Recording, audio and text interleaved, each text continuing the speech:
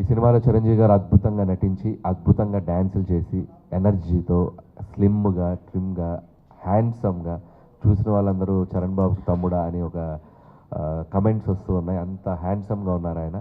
So నిజంగా hats off to Chiranjeevi గారు. So ఆయన తీసుకుంటున్న కేర్, ఆయన తీసుకుంటున్న ఇది డిసిప్లిన్ అన్నిటికీ. అండ్ నా అదృష్టం ఈ సినిమాకి ఆ లుక్ కుదరటం. సో అలాగే ఈ సినిమాలో క్యాస్టింగ్ వైజ్ వస్తే నయనతార గారు ఆఫ్టర్ లాంగ్ టైం మళ్ళీ చిరంజీవి గారితో కలిసి నటిస్తున్నారు. అండ్ శశిరేఖ అని ఒక అద్భుతమైన పాత్రలో మనందరినీ ఎంటర్టైన్ చేయడానికి ఆవిడ వస్తున్నారు. అలాగే ఈ సినిమాలో ఒక సూపర్ క్యామియో విక్టరీ వెంకటేష్ గారు కూడా నటిస్తున్నారు. సో దానికి సంబంధించిన ఒక అద్భుతమైన పాటని, ఒక ఫెస్టివల్ సాంగ్ని ఈరోజు ఈవినింగ్ గుంటూరు విజ్ఞాన్స్ ఇంజనీరింగ్ కాలేజ్లో రిలీజ్ చేయబోతున్నాం. అండ్ ఫార్చునేట్ అది నేను చదువుకున్న కాలేజ్, నేను ఇంజనీరింగ్ చేసిన కాలేజ్. సో దాంట్లో సాంగ్ని రిలీజ్ చేయబోవడం ఇంకా ఎక్సైటింగ్గా ఉంది.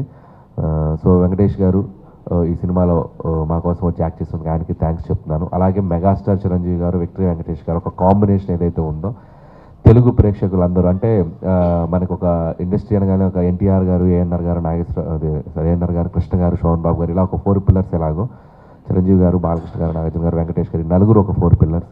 సో వీళ్ళలో ఏ ఇద్దరు కలిసి నటిస్తే ఒక ఆశ ప్రేక్షకులకు ఎప్పటి నుంచో ఉంది.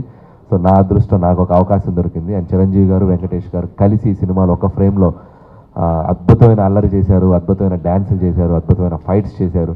సో ఈసారి సంక్రాంతి ఖచ్చితంగా మీరు ఊహించిన దానికంటే అద్భుతంగా ఉంటుందని నేను అనుకుంటున్నాను. So thanks for your love every సంక్రాంతికి. అలాగే ఈసారి కూడా నన్ను మీ ప్రేమతో ఆదరిస్తారని మనస్ఫూర్తిగా కోరుకుంటున్నాను. అండ్ డోంట్ మిస్ జనవరి 12 మన శంకర్ ప్రసాద్ గారు మీ థియేటర్స్లో. Thank you.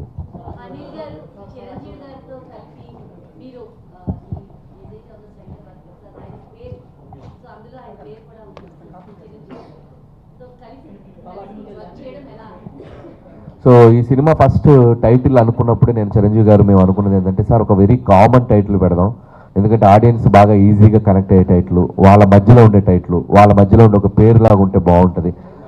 హీరోయిజం, జనరల్గా హీరోయిజం టైటిల్స్ పెడుతూ ఉంటాం. సో హీరోయిజం టైటిల్స్ పెడుతూ ఉంటాం. బట్ ఈ సినిమాకి వచ్చేసరికి ఆయన ఒరిజినల్ పేరు శివశంకర్ వరప్రసాద్.